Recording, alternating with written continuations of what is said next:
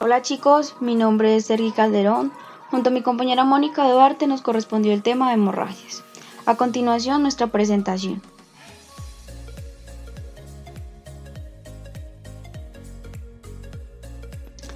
Las hemorragias son la pérdida anormal y brusca de los vasos sanguíneos. Esta pérdida puede ser en el interior o en el exterior de nuestro cuerpo. El volumen total sanguíneo de una persona depende por condiciones como la edad, el sexo, el peso y talla. Existe un estudio científico del Dr. Samuel Nadler que describe el estimado volumen sanguíneo de un individuo de acuerdo con el sexo, peso y talla, mediante el cual se realiza una regla de 3.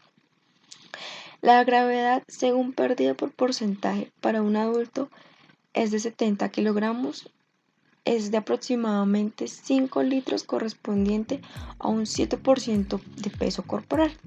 En niños se considera un volumen de sangre entre 8 y 9% del peso del niño. Bien, bueno, decimos que cuanto mayor es el volumen de sangre que se ha perdido, mayor es el riesgo, ¿verdad? Bueno, la gravedad depende no solo de la cantidad de sangre que se ha perdido, sino del tiempo que se tarda en perderla. Bueno, la gravedad de la hemorragia también depende de la velocidad de la pérdida, ¿bien? El tiempo transcurrido, edad y estado físico del paciente. Encontramos que se clasifican diferentes tipos de hemorragia, como la hemorragia leve, que corresponde a un 15% de pérdida del cuerpo, ¿bien? Hemorragia moderada, que corresponde al 30% de pérdida de sangre. La hemorragia grave, que corresponde al 40% del cuerpo, de la sangre del cuerpo, y la hemorragia muy grave, que corresponde a más del 40% de pérdida de sangre, lo que corresponde también a más de 2.000 centímetros cúbicos. Bien, tenemos que recordar que no todos los cuerpos tienen el mismo porcentaje de sangre. Bien, es decir, como un bebé a un adulto. Las causas.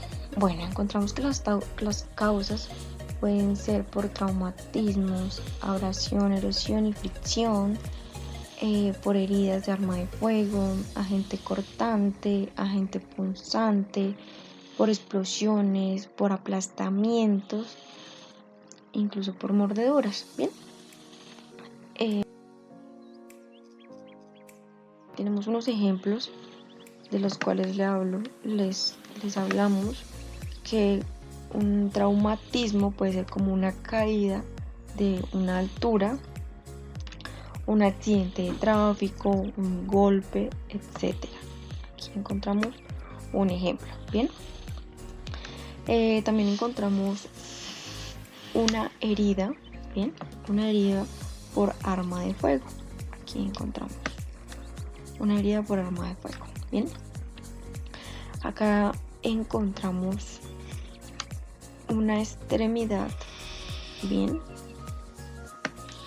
en este caso una mano que visualmente se encuentra bastante comprometida por una explosión. Bien, y en esta última imagen encontramos una mordedura de niño o también una mordedura de animal, que en muchas ocasiones pasa en los niños, lo que ocurre una hemorragia. Bien, entre otras los agentes como cortante y pulsante. Bien, causas de una hemorragia interna. Bueno, estas muchas veces no las logramos identificar, pero podemos identificar las causas. Bien, una de ellas son como el cáncer, la cirrosis, los pólipos de colon, los traumatismos, leucemia o cáncer en la sangre, aneurismas y otros trastornos vasculares. Bien, encontramos que se pueden identificar de esta manera, muy por decir muy leves en su color o muy pronunciados. Bien,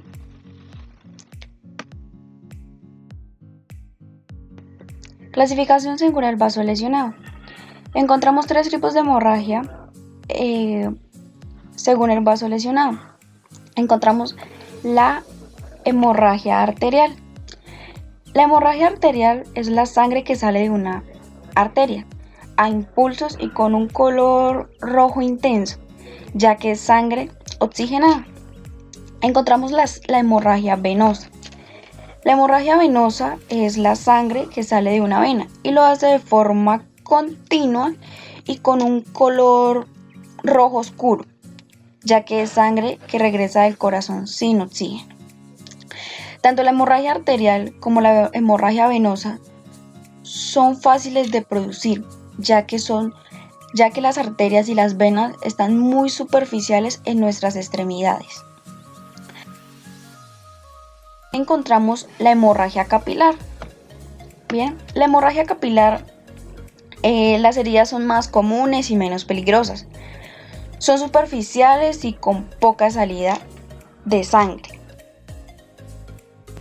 Hemorragia según la esterilización. Encontramos la hemorragia interna y la hemorragia externa. La hemorragia externa, la sangre se vierte en el exterior del organismo. Las hemorragias más importantes se producen en las extremidades, porque por estas las arterias pasan de forma más superficial, como lo hablábamos en la clasificación anterior. La hemorragia interna, la sangre se vierte al interior de nuestro organismo. Y el hematoma es muy común porque es una hemorragia interna visible. Otras no son tan visibles y pueden ser profundas y no son casi siempre son casi siempre las causas del shock postraumático, ya que suelen ser muy fuertes. Hemorragia interna exteriorizada. Bueno, son aquellas hemorragias que, siendo internas, salen al exterior a través de orificios naturales del cuerpo, como son el oído, la nariz, la boca, el ano, incluso los genitales. Su principal peligro no es la pérdida de la sangre como tal, la hemorragia, sino la lesión interna que pudo haber producido en el cráneo, en las vísceras o en nuestros órganos. Encontramos la hemoptisis. Las causas de la hemoptisis son el tabaquismo, patologías autoinmunes, accidentes, cardiopatías, contaminación ambiental, entre otras.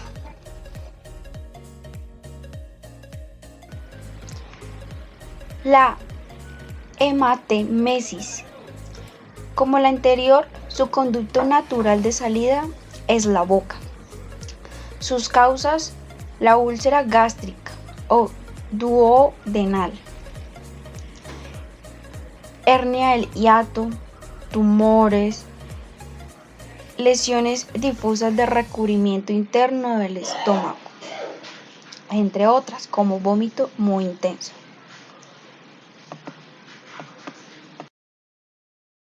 La otorragia.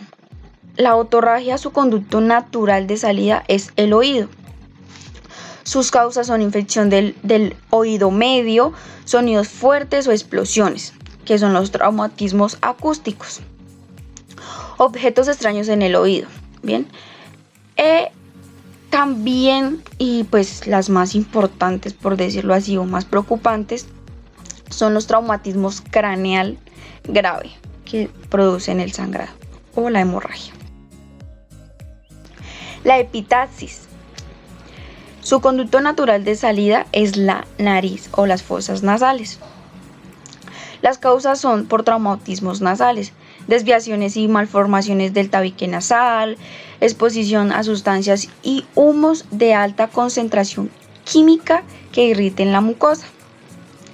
Heridas por hurgarse la nariz con excesiva fuerza, resequedad de la mucosa por permanecer de ambientes mal ventilados, hipertensión severa e hipertensión en picos. En el deporte lo podemos ver como choques, traumatismos, exceso de calor, entre otros. La rectorragia. Su conducto natural de salida es el ano. Sus causas son la hemorroides, fisuras, diverticulosis, prolapso rectal, úlceras en el tracto digestivo, enfermedades inflamatorias intestinales y entre otras, como tumores. La hematuría. La hematuría, su conducto natural, pues son los genitales o las vías urinarias. Las causas son las infecciones de las vías urinarias, infecciones renales, cálculos de la vejiga o en el riñón, agrandamiento de la próstata en los hombres, medicamentos, ejercicios extenuantes en el caso del ejercicio o deporte y lesión renal. La metrorragia. Su conducto natural de salida son los genitales. Las causas puede ser por miomas y pólipos uterinos o cervicales, cervicitis, lesión de la abertura vaginal, aborto provocado, embarazo ectópico, tratamiento de uso de hormonas, efectos de la menopausia, ya cáncer de útero, de cuello uterino o de trompas de falopio. Bien, estas son causas excesivas pues de una hemorragia en una mayor cantidad de la pérdida de sangre. Sin contar que la metrorragia ocurre en un ciclo natural de la mujer en efectos de la menstruación. Bien.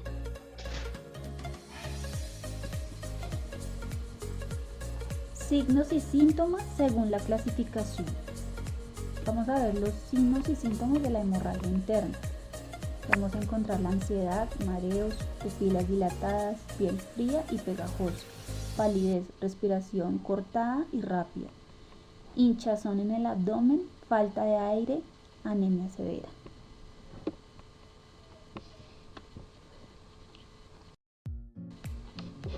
Hemorragia externa. Estado de shock, confusión de pérdida de luces mental, piel fría, húmeda, vértigo, mareo, luego de sufrir la lesión, descenso de la presión arterial, palidez, aceleración del pulso y aumento en la frecuencia cardíaca. Complicación, shock hipovolémico. Los signos iniciales son las variaciones en las características en el pulso, que se ocasiona como consecuencia del esfuerzo cardíaco para compensar la hipoxia tisular. Si no se produce la perfusión de líquidos para compensar el volumen circulante perdido, la tensión arterial cae y se incrementa la taquicardia, indicadores que reflejan la severidad del shock. Si la situación se mantiene, se llega a la muerte celular tras una serie de mecanismos para compensar el volumen circulatorio inútil. Atención del primer respondiente según la clasificación. Tener el primer contacto con el lesionado. Pedir ayuda porque no siempre se puede trabajar adecuadamente solo. Realizar la evaluación primaria del paciente. Revisarlo. Solicitar el apoyo de los cuerpos de emergencia adecuados y llamar. En caso de ser necesario, iniciar el RCP básico. Dar los datos del paciente o atención a los servicios de emergencia al llegar. Retirar la ropa que cubre la herida. Siempre debemos utilizar guantes de látex para evitar el contagio de algunas enfermedades, así y no contaminar la herida tampoco. Hemostasia. Hace referencia a los procedimientos para detener una hemorragia, puede ser espontánea o mediante procesos artificiales. Vamos a ver la compresión directa sobre el foco de la hemorragia. Taponar la herida con gasas o compresas, no retirarlas para mirar la herida, porque produce desestructuración. Si se empapan, poner más gasas sin retirar las primeras. Si no contamos con gasas, hacemos presión con las palmas de las manos. La elevación. Cuando se trata de una extremidad, se eleva además sobre el nivel del corazón mientras se comprime. Pero si la extremidad presenta lesiones, se aconseja no manipularla y no realizar este procedimiento. Compresión arterial. Se aplica presión selectiva sobre una arteria entre el corazón y la herida sobre el plano óseo, con el propósito de impedir el paso de sangre. Se debe simultanear con la compresión directa. Una vez se hace compresión arterial directa, se sigue con la compresión directa sobre la herida del vendaje. Puntos de compresión arterial: humeral, braquial, femoral, poplítea, carótida y temporal. El torniquete se usa especialmente para casos donde no se puede salvar la extremidad. Hay amputaciones. Se aplica un torniquete con perfecta compresión, de que con su aplicación se compromete la vitalidad del miembro y que éste puede perderse. Podemos utilizar material de banda ancha como vendas, corbatas de cinturón ancho, y debe ser material no agresivo para los tejidos. No se podrían materiales cortantes o que puedan cortar al comprimir. Se coloca distal, no se harán diferencias entre hemorragia arterial y venosa. La única condición es que se trate de una hemorragia severa e incontrolable por los otros medios. Se indicará la presencia del torniquete de forma perfectamente visible con la anotación de la hora en que se ha colocado y no se retira hasta llegar al hospital.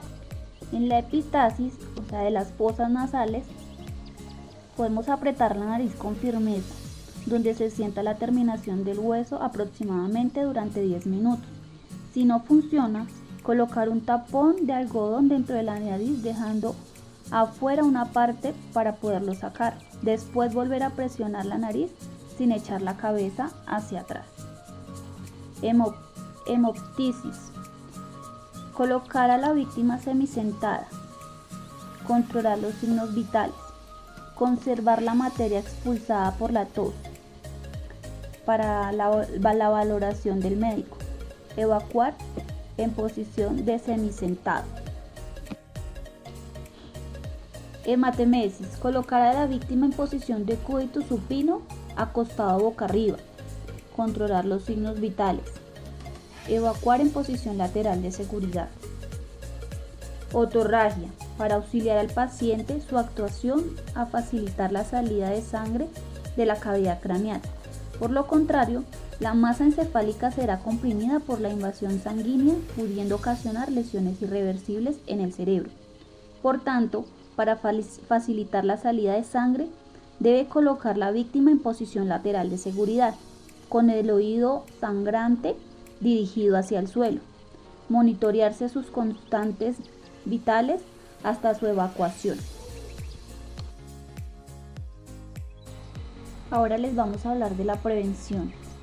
La prevención para la hemorragia es muy simple, ya que consiste en mantener una vida saludable, alejada de los peligros. Las medidas de prevención necesarias para ambos tipos de hemorragia son: mantener los cuchillos y objetos cortantes fuera del alcance de los niños, tener al día las vacunas, especialmente la vacuna antitetánica, alimentación saludable, evitar fumar y beber en exceso, realizar ejercicio en forma regular. Bueno, muchachos, ahora les vamos a presentar un video muy corto para ilustrar un poco todo esto de primera atención en caso de hemorragia.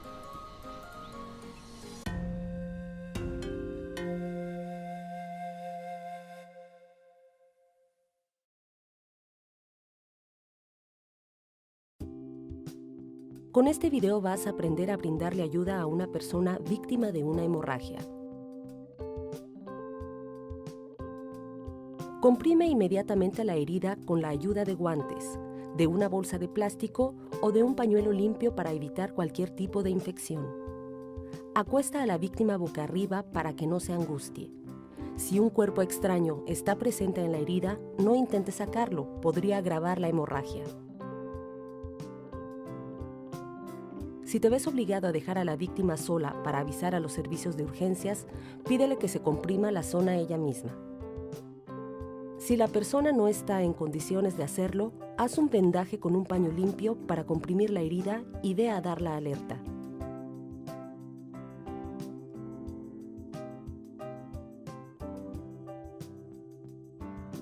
Cubre a la víctima y vigílala hasta que lleguen los servicios de emergencia.